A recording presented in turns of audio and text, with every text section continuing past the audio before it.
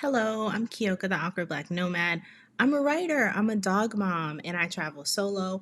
On my channel, I talk about my experiences bopping around with my two dogs, and I also invite other black travelers to come down to the channel and tell their little bit of business. Okay, if you are interested in traveling abroad, if you are interested in living abroad, subscribe to the channel if you aren't already subscribed.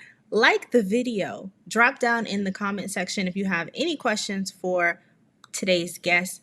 And also, black folk, we speak when we come into the room. So don't just walk in here and not say nothing. Tell me hi, okay? Say hi to me.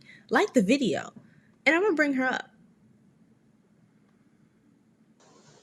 Hi, Diamond. Hey, Keyoka. How How are are you? you? Nothing short of fabulous, girl. We love to How are see you it. today? I'm good. I'm good. Good. You hear me all right? Yes, I hear you. Can you hear me? Yep. In the comment section, can y'all hear us? Put a thumbs up if y'all can hear us. Diamond, tell the people a little bit about who you are and where you are. Okay. Well, I am coming to you live today from the beautiful island of Roatan, Honduras. I am Diamond Crystal. I'm a citizen, a global citizen of the world. As a nomad these past almost 4 years, I'm a five-star international house sitting professional. I'm an intentional connector and a global ambassador for Black women over 55 who want to embrace a new season in their life with grace and ease. Ooh. So as you can see, Diamond is not new to this, okay? She's true to this. Okay. We met each other in Spain 2 years ago. In like 2023 in the summer. That was so long Yep. ago. Oh my goodness. That was a long time ago. Barcelona. Yes. You Yeah. were partying.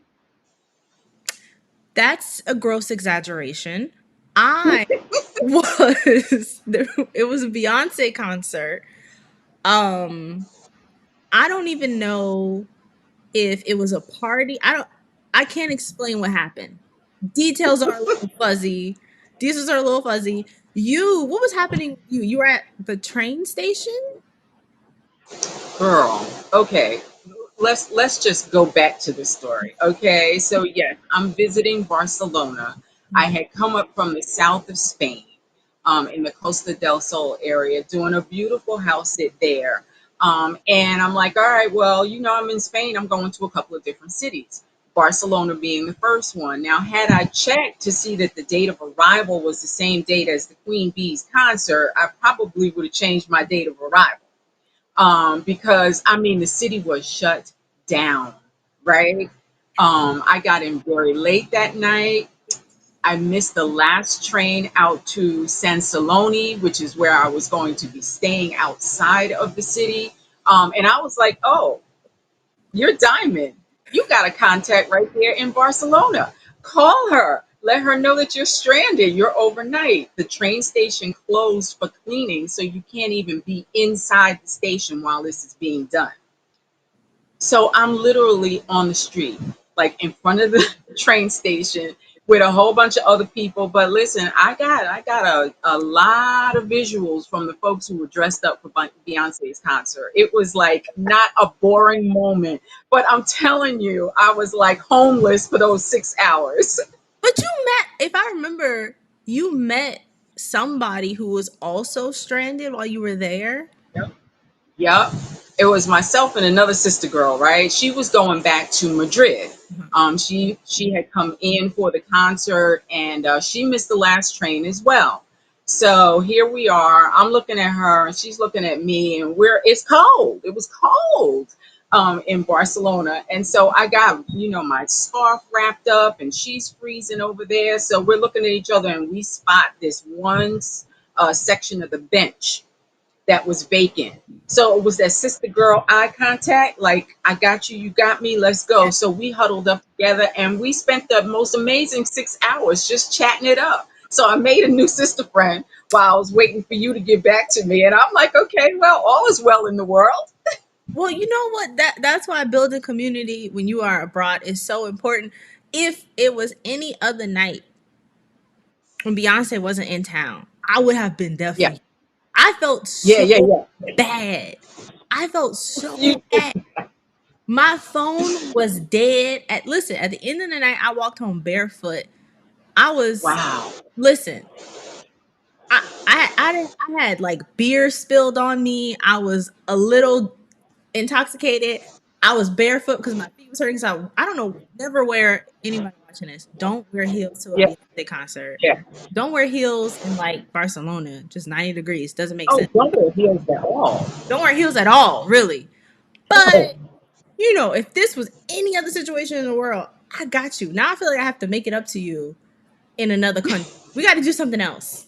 We got to do We something. got to do something else. We got We to do got to do something something. else. But it was great because when we did connect and I told you the story, etc., and I was like, all right, well, I'm coming back into the city. And we met up at a great little restaurant, sidewalk cafe kind of thing. And we had, I'll never forget, black squid paella. Oh, It's my favorite. It's my favorite. oh my God, so good. It was so good. And we had the best time. So you don't know, you don't owe me anything. I'm just glad to be here today to tell the story live. Yes, and I'm glad you came down to the channel. I appreciate it. I've been trying to get you on the channel. And Yeah. we're gonna jump in, but first I wanted to talk about this because I was intrigued. So Uh-huh. you teaching black folk how to swim? That's what I heard. You teaching black folk how because last I checked, when I met you, you did not know how to swim. I don't know. Girl, And in you don't fact, know how to swim? I don't know how to swim. But I be jumping in the water. It's crazy. It's a crazy dichotomy. But Okay, it's crazy the things that we do. you no, that's what I want to talk about because you almost lost your life in the water. I did. I did. That was 20, yeah, that was earlier in 2023. And I was in Portugal. I'm a solo traveler. So I get these amazing house sits. I was in the Algarve in Portugal. And, one day I was like, I'm going to take the ferry over to one of the outlying islands, check it out, whatever. And so, it was a beautiful day. I got my camera. I picked this little secluded area of the beach so I could get some pictures for the gram. So I'm like, As the and influencers I'm do. backing it up. I'm backing it up, and the earth disappeared under my feet. Is that And literally, seriously, in 60 seconds, if someone had not come off that beach, my guardian angel was there and pulled me out of that water, we wouldn't be having this conversation. mm. Seriously. So, it's very personal for me learning how to swim. And I almost choked when you said you teaching people how to swim. Girl, no, I'm not. I am conquering this lifelong fear of the water, along with right now a dozen other Black women who also don't know how to swim at the Back to the Water retreat in Cartagena, Colombia, August 17th. So why did you want to take this on? Like what made you feel like you wanted to be the beacon in the water, the lighthouse to lead the women back to back to the water? Girl, to lead them back to the water. Like I said, it's personal. When I realize everything that I do is pretty much it's organically grown, right? So I had a wellness retreat in Costa Rica last year where 7 women joined me for rest, relaxation, and rejuvenation, and that's something that I needed in my life as a full-time house sitter. So organically grown, I was like, if I need it, other sisters need it as well. And so they answered the call. Same thing with swimming. When I got really good and disgusted with myself not being able to swim, I was like, I can't be the only one like me. And I put up this funny little post of this monkey in a small little tub of water, and the monkey was just going crazy in the water, right? Like, thought it was drowning. It resonated with me because that's the way I always felt when I was in a body of water. And so I put this up, and I was like, this is me. And other Black women started saying, that's me too. I don't know how to swim either. I'm afraid of the water. Why do you think that is? Because it's a lot of like that's a common. I've heard that joke. I don't remember who said it, but like the reason why Black Americans didn't go back to Africa is because we can't swim. Like that's why we never swam home. But it's a common thing. A lot of Black Americans cannot swim. Absolutely. We have the second highest drowning rate of any population in the world. And yes, I do believe that that passage um, has it has a lot of trauma associated with it. Mm, There are a lot of people who are literally afraid of the water, and let's take it generationally, right? If your grandmother didn't know how to swim and had fear of the water, what did she do? She kept your mother away from the water, right? mm, Your mother had a fear of the water, and instinctively, we are, as moms, we're there to protect. So I'm not going to let you get into a situation where I personally cannot protect you as your mother. So you go back generations, and that's why we don't know how to swim. It's got to be a conscious decision that we are going to break that cycle of trauma. The cycle was broken with my daughter who knows how to swim, my granddaughter who thinks she knows how to swim, and probably does to an extent that I don't at this point. But it's time for me, Diamond. I love the water. mm. I'm right here in front of the Caribbean and the Atlantic, and I'm not getting in there. You're not You gonna. know, You don't stick a leg. You don't let the. I let well, the right water now your waist. I'm about knee height. Okay, up to the knees. But Okay. yeah, so it's a generational thing, and it's I got some stats recently, and it's 37% of Black Americans report not being able to swim versus 15% of other groups of adults who do know how to swim. So it's a big deal. Hmm. So That's I figured we tackle it one Black woman at a time, including myself. we. I love that for you. Thank you for leading the charge back into the water. Jay says, Thank you. Black people, we need to learn how to swim across. Black people can't swim. And hi, JP. Hello from wherever you guys are around the world. Lily Bell, drop down in the comments. Black folk, we speak when we come into the room. Yeah. So say Yeah. hi. If you have any questions, Diamond, put a Q in front of your question to let. Okay. But yeah, I do think there's probably some trauma there. I think me, Mhm. there's definitely like I feel like because like New Orleans is below sea level, but I feel like even though the water is like in the air, it wasn't clean water. Nobody's hopping into the Mississippi. Well, I mean some people do. Right. Some people do, but Black folk weren't hopping into the Mississippi. I think it also has something to do with like maybe like gentrification, right? So like access to clean water to swim, safe water to Absolutely. swim. Access is a big thing, right? Historically, it has been a major hindrance to learning how to swim. Public pools, they weren't for us, right? There are images of Black people in public pools and chlorine and bleach being dumped in the water at the same time that they were in there. White children jumping out of the pool when Black children came. So, access is a huge thing. And so when the public pools started moving to private residences, we couldn't afford pools, right? And then funding for the public pools started shutting down because who was using the pools now? It was us. Mhm. So access is a huge thing. Unless you grew up around water, that generally meant that you and your family had to get in your vehicle and go to the water. So that's another source of limited access. So all of these are factors in why, like I said, 37% of Black Americans do not know how to swim.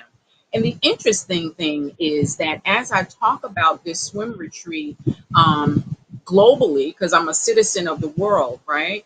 I'm in Portugal, and I'm talking about this swim retreat, and my sisters in Portugal are like, well, are you going to bring it here? Because I don't know how to swim, and I live in Portugal now. Are you going to bring it to Spain? Are you going to bring it to Barbados? Which surprised me because that's an island nation, right? There is a huge percentage of people who live on islands who don't know how to swim. And I'm talking about survival swimming, right? Not just wading in the water, in the shallow. But survival swimming is something that is poorly lacking in our community. Yeah. And you know what else this is making me think of? My homegirl, Zanya, who probably is going to catch the replay. So, hi, friend. She's Bahamian. She's from the Uh Bahamas. huh. From the Bahamas. Yes. And she told me that the beaches in the Bahamas are by and large like owned by these big conglomerate hotels that like so locals really can't access the beaches that they live near because it's Exactly. all resorts and hotels and it's all commercialized. So, Yep. I mean, you want to talk about like excluding black people or people of color from the water, Hmm. that's doing it. Absolutely. I mean that's a great example. And we find that happening in so many different countries. You know, these big conglomerates are buying up the waterfront. I grew up on Long Island in New York, right? And so I had access to the water, but by the time I had real access at the age of 10 and above, my fear of the water was so deeply rooted. Mm, You know, my dad said I tried to take you into the water a few times and you was trying to drown both of us. So you know, we couldn't afford swim lessons back then. So what was the solution? Stay out of the water. yeah. Stay out of the water. You know, as an adult, I never really, tried to learn. I was still afraid. I'm just gonna sit and look cute. But now I'm everywhere, and I want to be in that water. I can't be the only one who looks like me who has this dilemma. So let's get it in. Yeah. Yeah. Yeah. Everybody, as you come into the room, please like the video. Hello. How are you all? Can we I are talking about Diamond's the women retreat where she is going to take, is it exclusive to black women? It is Black and Indigenous women. Yes, it's in Cartagena, Colombia. And our swim instructor is a Colombian woman. She and her sister have a fantastic program there. They start with toddlers and move all the way up to adults. So they are going to be our dedicated swim instructors for the first 4 days of this retreat. And I'm excited about it. So, yes, to answer your question, it is for Black and Indigenous people of color. Okay, I might have to look this out. We have a fish in our family, a Pisces who is 9 years old. He can swim laps around everybody. So I gotta keep up with him. Um I know. kid, protect you. He's probably gonna protect me, child. Um, Yes. Is it okay if I drop the link in the chat? yes, yes. I've already dropped the Thank link in you. the chat. I'm going to Okay, good. in it. And if you guys are interested in learning how to swim with Diamond in Colombia, hold up. I'm going to put it in the comment section and it'll also be in the description of this video. So Great, great. we hopped in a little quick. You mentioned that you're from New York. So how does the girl from Long Island become a global citizen? What kind of started your travel bug? I think the travel bug was started really early, right? So my grandparents were in South Carolina, and my mom was one of 10, and they were all dotted up and down the East Coast. So every summer we would drive from New York to South Carolina, and our pit stops would be with my first cousins, my aunties, and my uncles along the way. So you start in New York, you stop in New Jersey, you visit family there, you go on to Virginia, DC area. I had family there, so all along the route. We would stop and fellowship with our family on the way to South Carolina. And that was as far as I had gotten until I was about 17. And my parents were like, okay, we have enough money. We're going to Disney. Now I'm 17. I'm outside of Disney age, right? But my brother was 10. And so that was a big thing for me. We going to Florida? Like that was a huge thing. Right. We talking limited resources, right? Middle class income. That was a huge deal, a big sacrifice for my family of five at the time. And it was at that point that I was like, man, there's so much more that I want to see. My big dream at that point, the biggest dream I had was going to California, just to the other side of the country. Right. Right. And Yeah. when was the first time you went abroad? First time I went abroad, well, Mexico. I Mhm. didn't really consider that abroad. I'm gonna be honest with you What do because you people didn't keep even need a saying? passport back then to go to Mexico. You didn't need a passport to go to Mexico? When? Not when I went. Now listen, there's a few, years between us. We're not gonna say how many, but it's a few years between us. And when I first went to Mexico, I was 25, Mhm. and that was on vacation, and it was a resort, and so I didn't feel like that was abroad at all. Now, the first time that I did solo travel was after life had lifed me a little bit, many, many decades later, and I took myself to Belize. And that was my first true passport stamp. So I was excited about that. Yeah. Okay. Okay. Yeah, So that was 2019, and the journey has continued. okay. So then what kind of helped you make the transition from I'm gonna do trips a year to I want to be a full on global citizen? Y'all, oh wait, sorry. Before we get to that, what you're Yeah. hearing in the background, everybody, I don't know if you could see it in her window. She is on the beach, people. She's on the beach. So we appreciate her presence because she's gonna spend the day laying in the sun. Okay. She's at a house sit right now on the beach, by the Yes, way. I am. Yes. Yes, I am. And this is a 30-day house sit on the beach in Roatan, Honduras. It is the other side of paradise. It, um, Yeah. but okay, back to my question. How did you make the transition from traveling sometimes to being what you call a global citizen and living in different places throughout the year? Huh, that's a good question. The decision was made for me, really, honestly. I was, it was 2021 when I saw the first Exodus Summit, which I consider to be the mothership of all of this, right? And I was like, okay, this sounds like something I want to do, house sitting. I started house sitting domestically, just as a respite for myself, some extended weekends, nothing more than a couple of hours drive, whatever. But when I got serious about really taking a life break was January of 2022. I had lost both my parents. I was processing a divorce after a long-term marriage, and I needed a break because life had like really given me a gut punch. Mm. And so my job said, yeah, you can go 60 days paid leave, take your laptop, take your, everything with you. And after 60 days, come on back into the office, which I was already a remote worker. So that was fabulous. At the end of the 60 days, my boss was like, okay, well, we're going back into the convention centers and this is what we're going to be doing because I was a corporate event planner.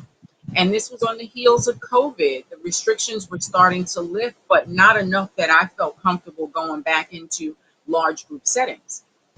And they gave me an ultimatum. They're like, listen, we gave you 60 days. That's what's approved. I said, can I have another 30? No, you cannot. If you don't come back, you don't have a job. So I chose me, and I've been on this quest ever since. I, That's I how it all started. I love that for you. So Thank you. you're saying I chose you.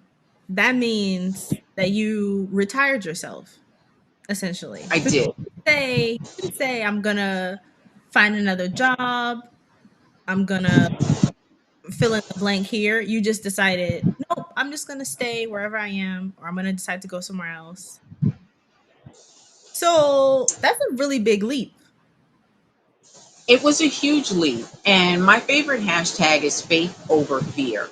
Mm, And, sometimes life will make you live your mantra. mm, And at that point, I was, like I said, my parents were gone. I was divorced. So I didn't have any plan B. And I loved Ecuador. That's where I was at that time. I extended my stay by another almost month while I tried to figure it out, and so I got real quiet with myself.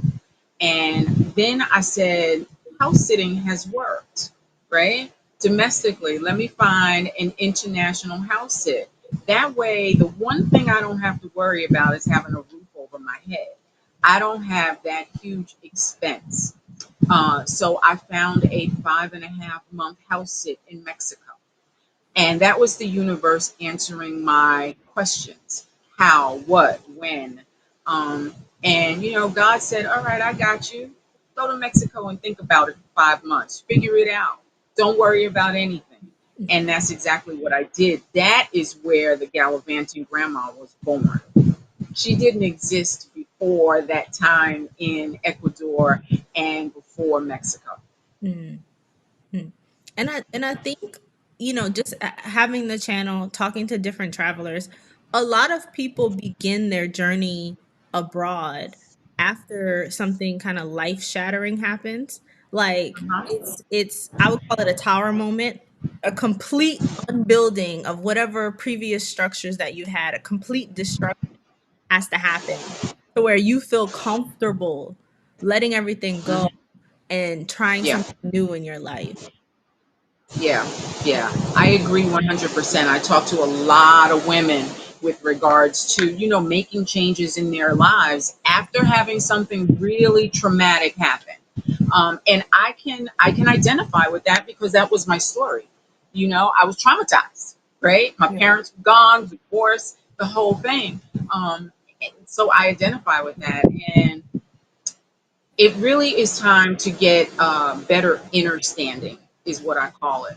Start leaning into your intuition and start learning how to listen to your intuition, because the answers are really inside, but you got to have enough quiet time to be able to hear it. Mm, And that's the struggle I think that many women have, is until life lifes you and forces you to stop, forces you to, you know, hit that pause button, you're constantly going and you're constantly trying to figure it out yourself.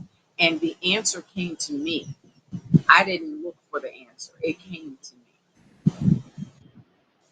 so you said inner standing. I love that.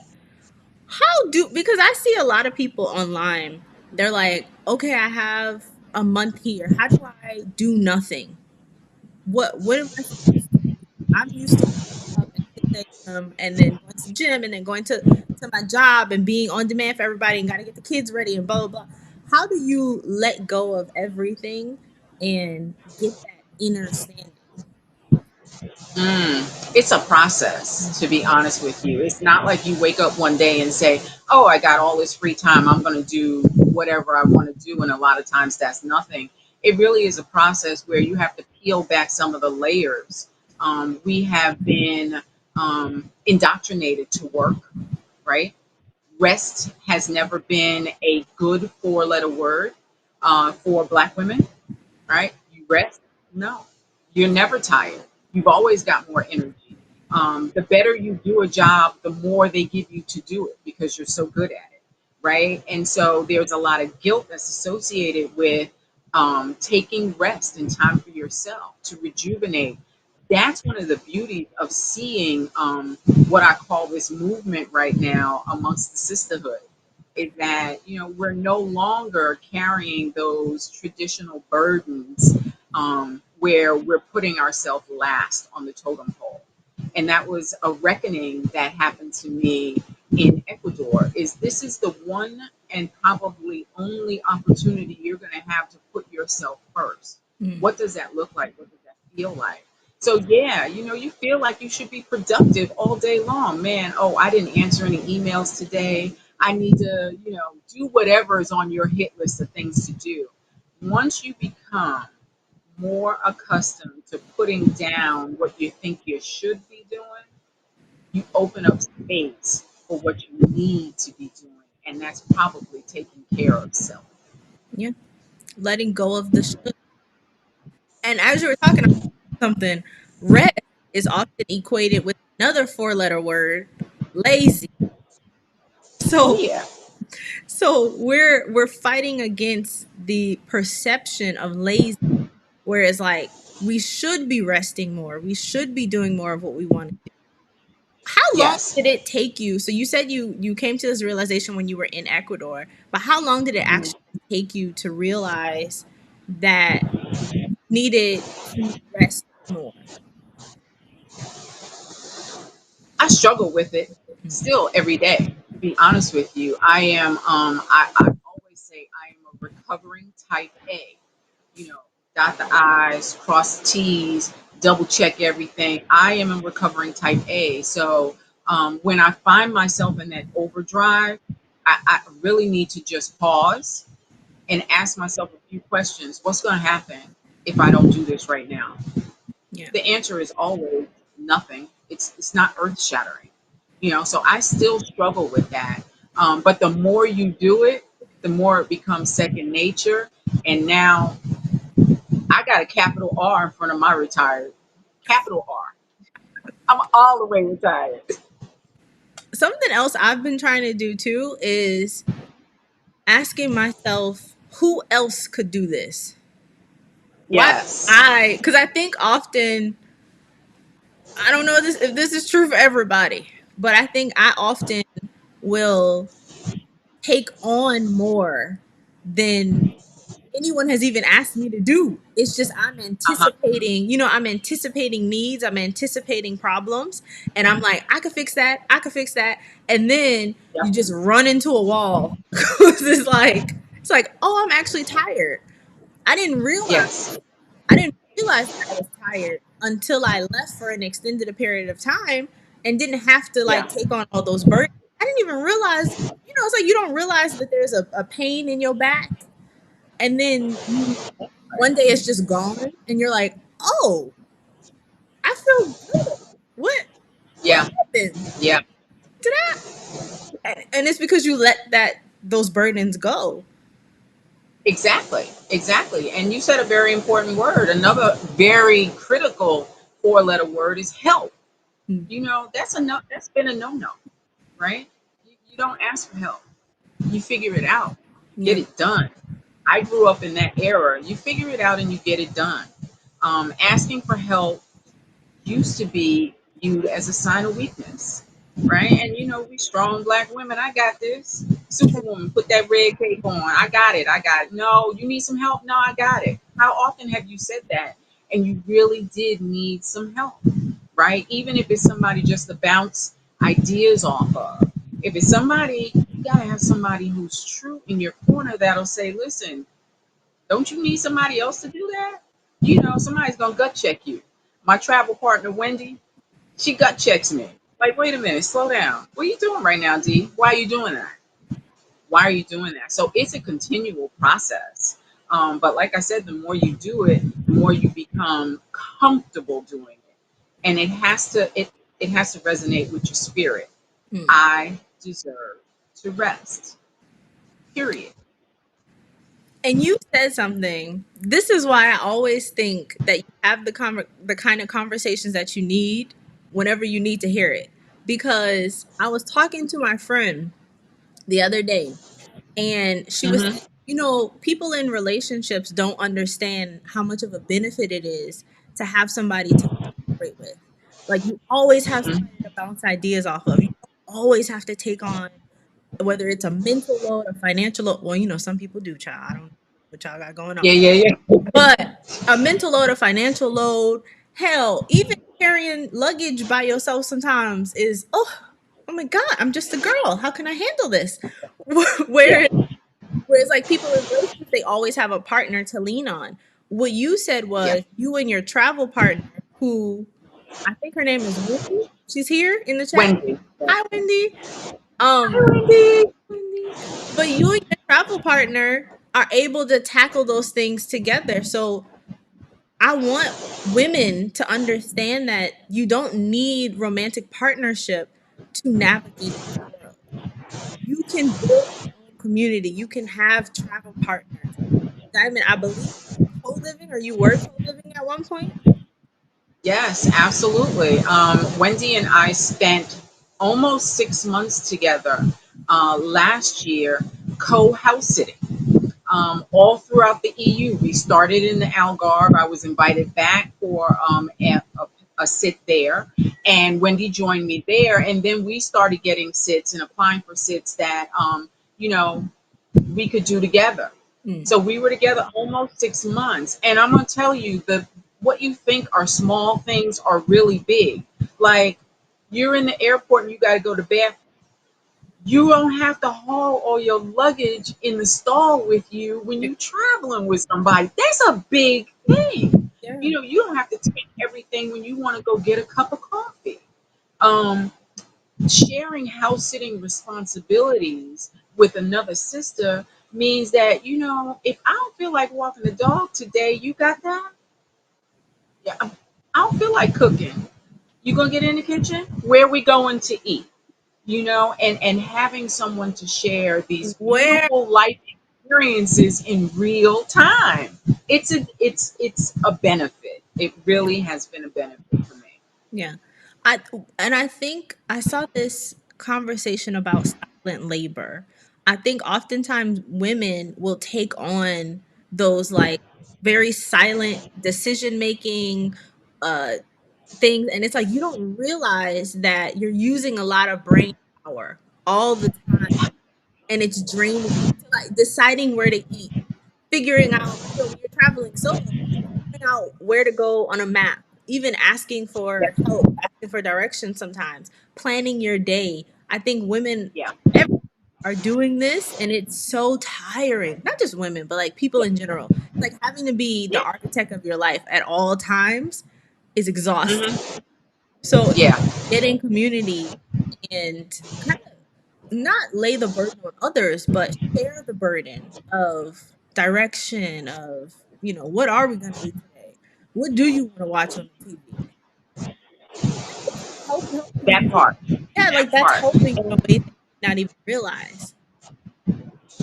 I can agree 100%. It's interesting because I felt so empowered in the beginning, right? Like, okay, I'm this badass solo traveler, Right. 60 plus in these international streets, navigating this, that, and the third. And, once you do it, you're unstoppable. That's how you feel. Like, there's nothing you can tell me. I've been to Portugal and Spain, and been on the trains and didn't get lost, didn't get kidnapped, didn't get sex trafficked. Right? None of the things happened. So it was like, okay, I've done this, but I felt something, a missing part of my life at that point, after traveling almost 3 years by myself. And Wendy and I met in Ecuador in 2022, and we became really good friends, stayed in touch. And when I told her how I was traveling the world with house sitting, she was like, well, I want to check it out. So I'm at this beautiful house sit in California, and Mm. I said, well, come, because you'll have your own, bedroom, bathroom, whatever, on the lower level of this fabulous home. And when she got there, she was amazed. And she was like, you think we might be able to do one together? And that's how the thought, the seed was planted for that thought. And we made a determination that we were going to give it a whirl in 2024, and it was the best decision ever, which has led into co-living. And I encourage that for so many of the same reasons that we're talking about: shared responsibilities, just sharing everyday life with someone else. You can post it on Instagram, you can send it to your family and friends, but it's nothing like real time, Yeah. right? Seeing that same beautiful thing at the same time with another person. So I found that I was missing that connection. And so co living and having a travel partner has worked well for both of us. So I encourage people to find your diamond or find your Wendy. Yeah. You don't got to do it by yourself. You don't have to do it by yourself. Even though you can. And that's another okay, so obviously over here at the Awkward Black Nomad channel, we talk about being introverts. I have traveled by myself exclusively. However, I have leaned into my community. So like I have Yeah. friends all around the world. Diamond is one of them who I met in person in Spain. Yes. I have other friends who live in different countries who I can lean on if I get into any kind of trouble, but also if I want to know where the good pizza is. If I want to have a cup of coffee with somebody, Right. like if I Right. want to do, I may have my list of touristy things. Sometimes a girlfriend will want to come with me. So you Yes. can be an introvert, but you'll find out very quickly when you're abroad that it is easier to adjust to a nomadic lifestyle or to be in another country when you build community. I agree 1000%. And, I introduced myself as an intentional connector. And I really am. It has been my life's work to intentionally connect people with opportunities, people with other people. And it's never been more important in my life than it is now as I navigate these world streets, right? I'm a big proponent of giving yourself soft landings everywhere you go.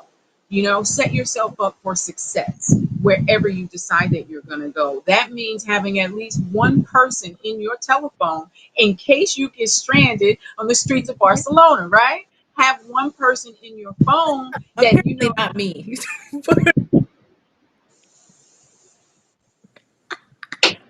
as long as they're not at the Yes. Beyonce concert. I couldn't even be mad because I was like, damn, you at the Beyonce concert?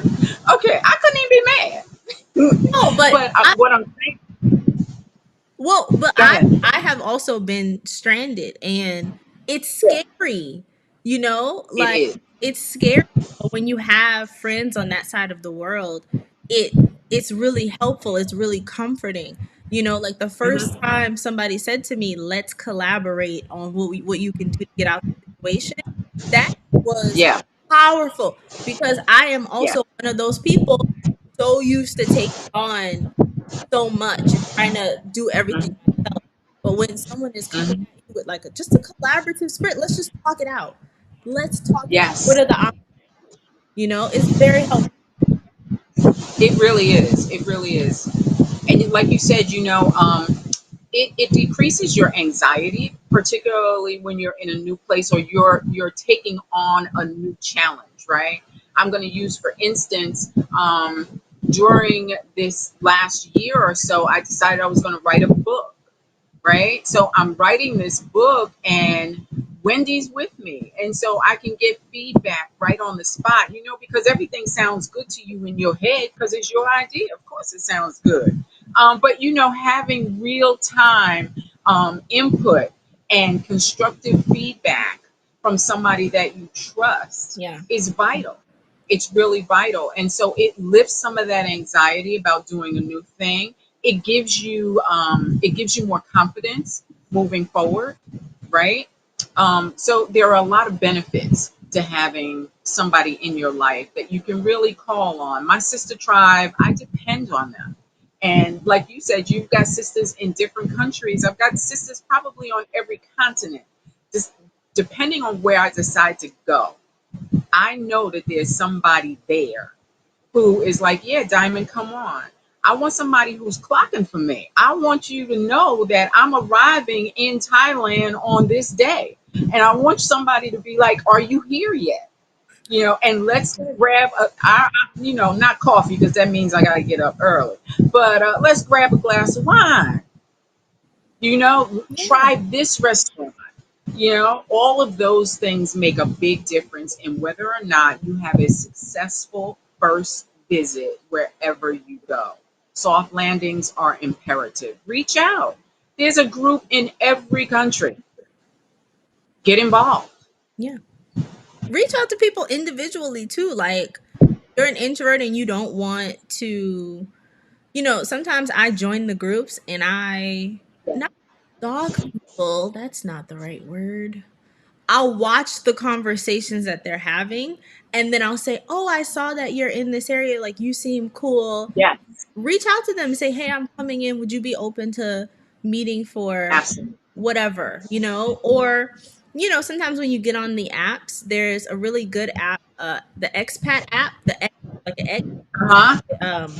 I always forget her last name. Yep. Shar. It's Shar. That is Star. exclusively for Black travelers. There's Yeah. also like like Bumble has a friends app, so you can go on an app and actually meet friends if you don't Yep. want to like Yep. engage with people directly on social media. Even Instagram, you'd be surprised. we're in a digital age, so people are more willing to engage with you via Absolutely. DM if you take that first initial step and you just reach out to them. Yeah. You'd be surprised how quickly you become a local ambassador, especially if you're posted up in a country for a significant amount of time. People kind of look to you like, okay, Diamond, is it okay if you're like when I was in Mexico, I was there like I said, almost 6 months, right? But posted up on a 5.5 month sit in Chapala, Lake Chapala. And as I started posting more about those experiences, I had couples even reach out to me. Would you be willing to, we'll buy you dinner, whatever, just talk to us about your experience here. It makes a big difference to have a real connection, somebody that has already been in that area and can help guide you. um, so yeah, you become like a local concierge or ambassador for whatever place you're in, and I love it because I think the same way I needed the support, I'm willing to support others in areas when I'm there as well. It's also us building our global green book, because when people are Mhm. reaching out, they're asking about not just like what's it like being a traveler. No, I'm asking about like what's it like for a black woman being in that That country. part. What kind of things are you dealing with over there? Do they like us? That's why I get that a lot. Do they like us over there? Yeah. Yeah. And you've been in some places where I would really ask that question. You've been in Albania. Do they like us over there? You know what I mean? I like it. Yeah. I would say yeah. I know you do. Yeah. Um, but okay, we didn't gone all over the place. House sitting. How do you plan your house sits? How far out in advance do you plan? Okay, so that's a question from my past because now I'm really, really fully retired and I'm no longer full time house sitting. Okay. But when I was the first 3 years as a global nomad, I would plan a year. So I only would choose house sits that gave me at least 30 days in a country of my choosing. So let's just say I'm going to Spain. I want a 30-day house sit in Spain that will then allow me to visit other areas in the EU cost effectively. So I get one major house sit in an area that I'm interested in going to, and then I branch out from there. And I plan my year accordingly. So that was a full time house sitting example. Now I'm just like, okay, where's the wind blowing? I've never been to Roatan. It looks beautiful. Yes, I'm going to go there. Yes, because I don't have any commitments until my swim retreat in Colombia towards the middle of August. I'm untethered, Hmm. right? I don't have any place I got to be. So as long as it makes logistical sense, I'm going. And that does not necessarily mean a house sit anymore because house sitting afforded me the opportunity to save money for 3 years, no housing expense, right? So as long as I get myself to the house sit, I have no other obligations financially other than, of course, my travel card, which I keep up to date, and feeding myself. And I can eat well and I can drink well and I can experience all the excursions that I want because house sitting has freed up my budget. I don't have that housing expense, right? Overhead. So now I choose where I want to go. Hey. But Yeah. where is your stuff? What stuff? Where is your stuff? Because I don't know if you said this during the live already, but you have one daughter and one granddaughter. They're not Yes. leaving their stuff with you. So are you leaving your stuff with them? I don't have any stuff. You don't I have really any stuff. don't. No, I have important paperwork, which yes, my daughter has in a safe box, right? She is a keeper of any family mementos that she wanted. Okay. I didn't want them. I didn't want to be tethered. So I purged everything. If it's not in my suitcase, it doesn't belong to me. If it can't fit in my suitcase, I'm not buying it. That's the stage in life where I am and have been for almost 4 years now. So I don't have stuff in storage. I'm not going anywhere that's going to require me to have boots, hat, coat, any of that. I boycott winter. You see what I got on here on the live. This is how I live my life. You know, sundresses and flip flops, and they don't take up a whole lot of space. So I don't have stuff.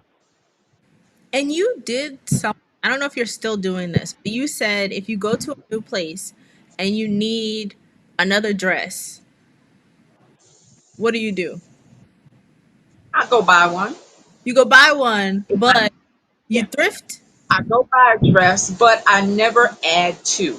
I always replace. So if I need a dress, that means that I got to give up something that's in my suitcase to make room for this new dress. So I don't add to. Hmm. And there are times when like when I was in the EU, I didn't have winter type clothing. So I went to the store, I bought a couple of inexpensive items. And at the end of that journey, that particular journey, I donated that. I left it at the Airbnb, with a note that says whoever needs it can have it. So put it in a pile. And so I make donations periodically. And I laugh all the time because, listen, there's a part of diamond in every country that I visited because I'm always leaving something behind. Always. And so that's how I keep it light and I keep it tight. So I don't have stuff. And Okay. that's becoming a little bit of a challenge because I'm getting into this because I have so much more space based on the wellness work that I've been doing on myself. I'm not carrying a whole lot of trauma and drama in my life anymore. So I have space that's opened up to creativity. And so I like to take, an easel, canvas, and some paint and do something. So when I was in Ecuador this past time, I was there for a little over 90 days and I painted three canvases. What the hell am I going to do with this? I'm moving on. It can't fit in my suitcase, right?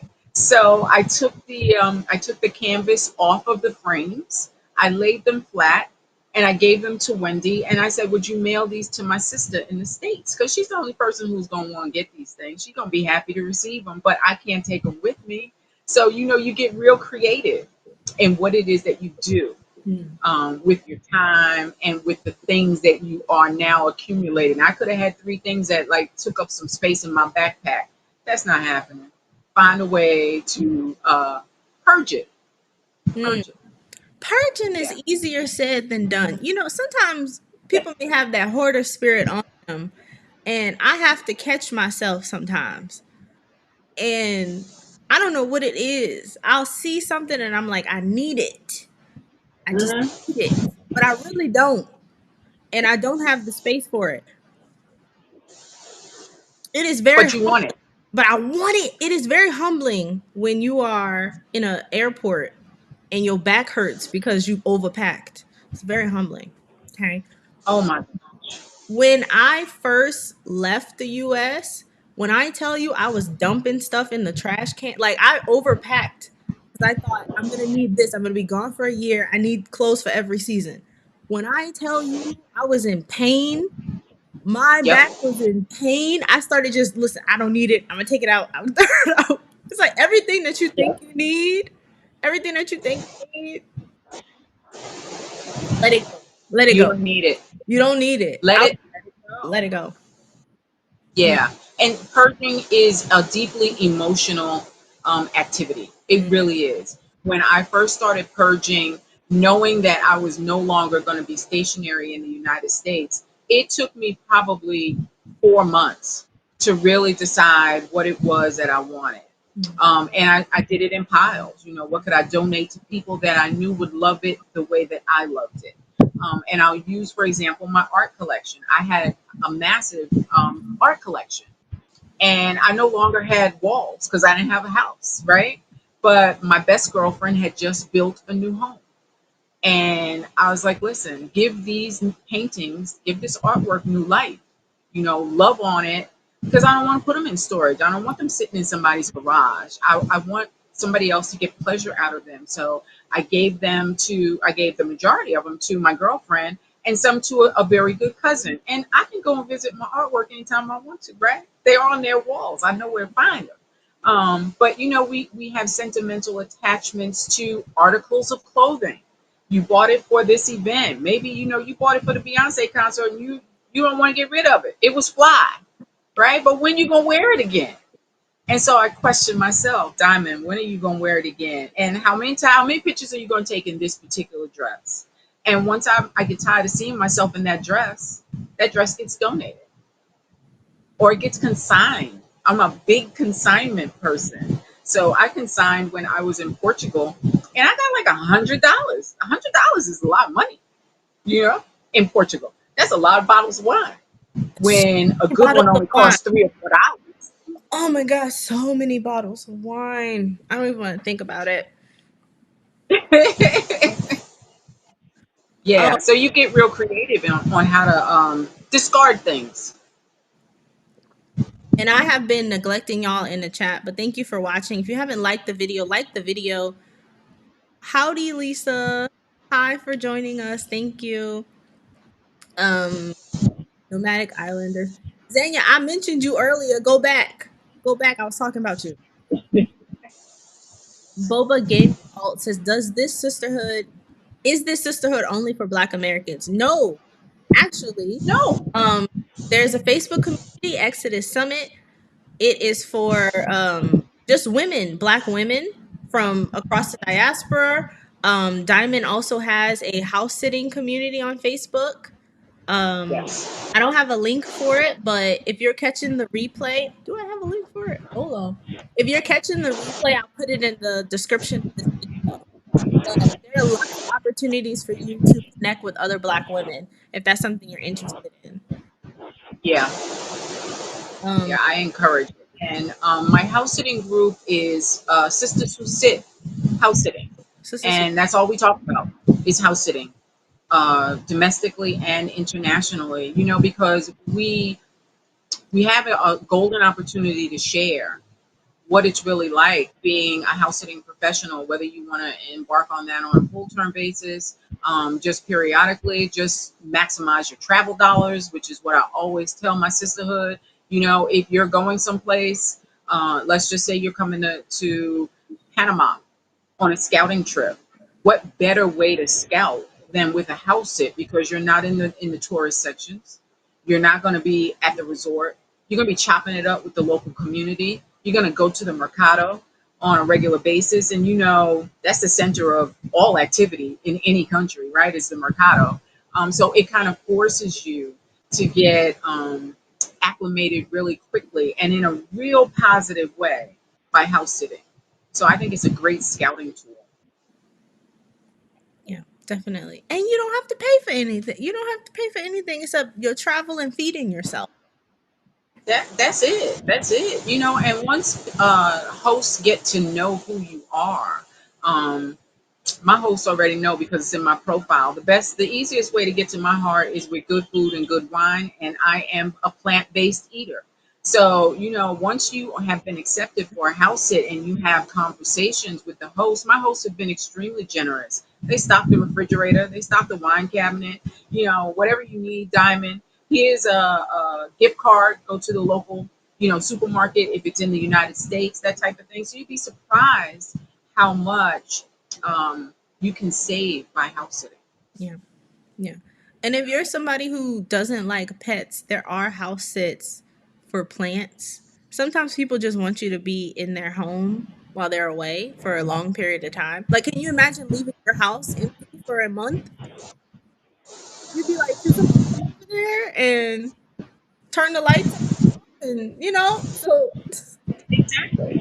Exactly. I mean, let's think about it. We are in very challenging economic times right now, right? And squatting is a big thing, not just in the United States, but internationally. And the squatting laws are very stringent in some countries. So you might question, why is house sitting very popular, let's just say in Spain. But if you own a home in Spain and somebody squats in your house for 14 days, that's how long you have to report that someone is in your home before the squatter gets certain rights. So how How do you prevent that? You get a professional house sitter to come in that you know they're going to leave at the end of those 2 months holiday or whatever the case may be, and you don't have to deal with that. How you going to know if you're on holiday for 2 months that somebody's been in your house for 14 days? You Right. come back and it's like, oh, okay, well, we can't make them leave. And you've got a big legal battle. So house sitting really it's a preventative measure. So we are providing valuable services across the globe, being a professional house sitter. And like you said, you don't have to do pets if you don't want to. I quite like pets though. I like a dog that's going to bark and alert me, especially as a solo traveler. I like that, you know. And walking a dog is a good way to meet your neighbors, particularly your male neighbors. Um, So, use it well, to your since advantage. since you brought it up, Diamond, are you dating? Oh yeah, I date. I date in every country. You date in every. Listen, Sorry. no, no, no. I'm getting out of pocket, and the wind picked up. You see that? That was planned. That was planned just it for felt. that question. Come on. It felt like it. It felt like it. What have your dating experiences been like while you've been abroad? Positive, very positive. Um, very positive. Yeah. I find that, the biggest challenge, of course, is if they are not an English speaking person. So that's where Google Translate comes in. But I have had no problem meeting people out in these international streets. I have been treated as a queen, with the utmost respect in every country that I've visited. And it's been a good thing. It's been healthy. It's a part of my life that I enjoy very much. Now, how do y'all? I don't know how y'all be dating the men with the Google Translate. I can't do that. How do y'all? How do you have chemistry with somebody y'all don't speak the same language? I don't know. Well, you got chemistry before you start talking. It's the eye language, right? It's the eye contact. It's the smile. You've Okay. already got some chemistry going. Okay. And you know enough so that you can be pleasant when someone approaches you, right? I will give you an example. I spent a week in Quito, Ecuador, just to experience that part of the country. And the second day, I was at a sidewalk cafe. They were playing live jazz, and I'm sitting there doing what I do, which is enjoying the music, having a glass of wine, and some tapas. And I saw a gentleman across the way, and he saw me, and he nodded, and I nodded. And the next thing I knew, he was like coming over to my table. And the gesture was, could I join you? Why not? You by yourself, I'm by myself. And so the conversation begins. So it's just as simple as that, but you do have to have a spirit that is open. Mm. And I think you can tell when people are closed off and they don't want to be bothered, because I know how to be that too. But when I'm just sitting and enjoying myself, yeah, yeah, it's very easy. It's very easy. Okay. Well, Buenos tardes, Nicole. Buenos tardes, D from Brown Girls Invest too. Hi, y'all. Um, I feel like I always have to ask the obligatory dating question because that's what people want to know. Have you been on any memorable dates where you're like, wow, this is I'm getting the 5-star treatment over here? Yes, I have. Do you care to share, or No, but thanks for asking. is there a country that you would recommend black women specifically go to date? Oh, see, I'm gonna tell you that that's really a real subjective kind of question, right? Because I date for fun. I have been married twice, so I'm not looking for a life partner. I'm not looking for a husband. So if that's what you're looking for in these international streets, then I would probably say your experience is going to be different than mine, because especially if you're not open to dating men in the country where you meet them. If you want a black American partner, I would say your chances are very slim, simply because when American men go to different countries, they ain't clocking for us. They weren't clocking for you in the United States, and they not clocking for you where you go. So you have to be open to dating people in the country where you meet them. And yes, there are men who treat you very, very well, very generously. But it depends on what you're looking for. I have no expectations from dating, and so I enjoy dating very much. Love them, leave them, keep it pushing. The opinions expressed by my guests are not a reflection of the Awkward Black Nomad. They are not shared by the host. I have not given my opinion about anything. If you have any comments about that statement, please direct them over to Diamond, the Gallivanting grandmother. She has her own YouTube channel, everybody. I will put it in the comment section. Let me find the link. If you want to engage more with Diamond, we love her over here. She has her own YouTube channel where she has a bunch of Yes, great videos where she talks to different people. Different people. yes, Um, yes. we have a I question. appreciate that. Thank You're you. very welcome. We have a question. Khadija is asking, have you noticed a difference in the way people flirt in different countries? I don't want to miss any signals. Ooh, okay. Any difference in the way that they flirt? I will tell you that Latin American men, in my experience, are very forward. They're very forward. And in my experience, they have wanted to get more involved very quickly than later. They want to make you their woman. Now, that doesn't mean that they don't have other women. So there are cultural differences.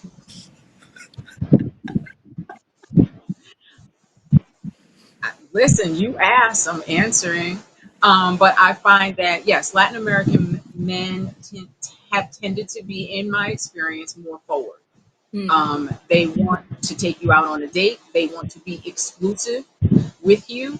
And there are a lot of reasons for that, each one individual. So, again, you have to know what it is that you are looking for in this dating spectrum, right? And I think then you will make choices that work for you. Yes. And you're getting some love in the comments. Nicole says, yeah, that's the best. The freedom to date for fun without expectation or attachments. Yeah, So, yeah.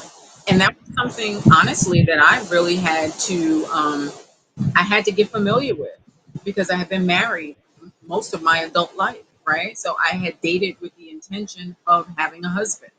And I had so little experience later in life in dating, period, that I didn't know how to date.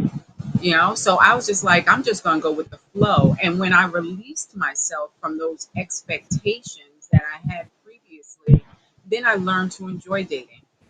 And I became open to it. So somebody said, I've got a friend who saw you on Facebook, and can I make an introduction? Yeah, sure. What I got to lose? Nothing. Make an introduction. If we like one another, fine. If we don't, keep it pushing. So, yeah. do you have any tips for the ladies watching for if they to date and have fun when they travel? Do you have any kind of rules of golden rules or tips that they can take with them? I don't I don't think that I do because I don't have rules for myself. So I would have to say Ooh, I don't. that's the I tip. don't Don't I have rules. Don't have don't have expectations rules. and don't have rules. Yeah. And I'm gonna Yeah. add on You there, know, not every man is your husband. Not every man deserves to be your husband. Or even that part. not That part. You know, give yourself permission to just be present. That's it. No expectations. If you're on a great date, be there fully. Be present. And don't expect that it's going to lead to something else unless that's what you genuinely want, right? Take each experience for what it is, just that individual experience. And if it leads to something more, fantastic. Maybe it'll lead to y'all hooking up, in different countries every 3 or 4 months. That would work for me ideally. Every 90 to 120 days, let's get together if we enjoy one another like that, right? Let's try a new country out. That to me is the epitome of dating right now in my life. Yeah, And we don't have to talk about your favorite color over dinner where we meet.